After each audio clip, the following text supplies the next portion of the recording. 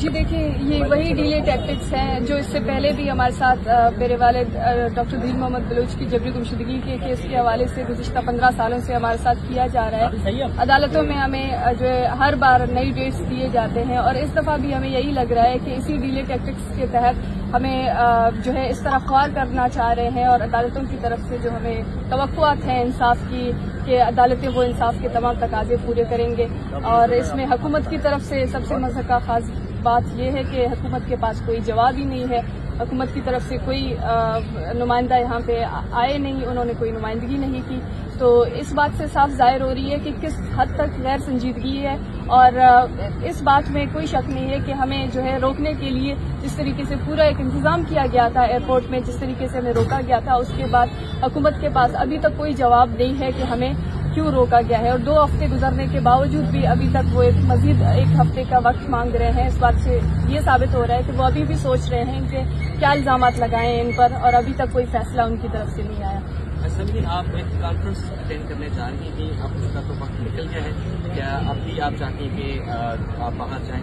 جی دیکھیں، یہ میرا حق ہے کہ میرا پاسپورٹ ویلڈ ہو اور میں ٹریول کر سکوں۔ ویسے پرامن شہری مجھے کن جو ہے ایلیگیشنز کے بیسس پہ روکا ہے، اور مجھے کن وجوہات کی بنیاد پر یہ میرا جاننا حق ہے، اور حکومت کی طرف سے جو مجھے روکا گیا ہے ان کو اس بات کے لیے جواب دہ ہونا چاہیے کہ مجھے کن بیسس پہ ایئرپورٹ پہ جس طریقے سے ہراساں کیا گیا، ڈیٹین کیا گیا،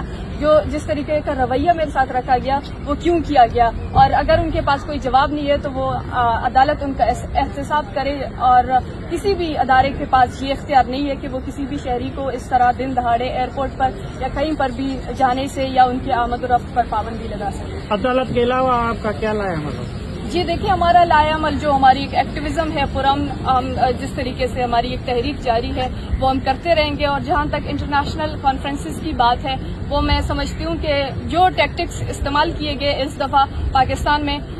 جو ہماری پروگرام تھی وہ میں نے آن لائن بھی شرکت کی، لیکن جو سوالیہ نشان ہے وہ اس ریاست پر ہے کہ وہ کس حد تک خوف زدہ ہے کہ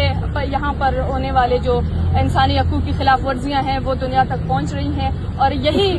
خوف ہے ریاست کو جس وجہ سے اس طرح کی پابندیاں ہمارے اوپر لگا رہی ہے۔ اور ہماری ایک پرامن تحریک ہے، ہم پیسفلی اپنی بات دنیا کو پہنچاتے ہیں، وہ پہنچاتے رہیں گے۔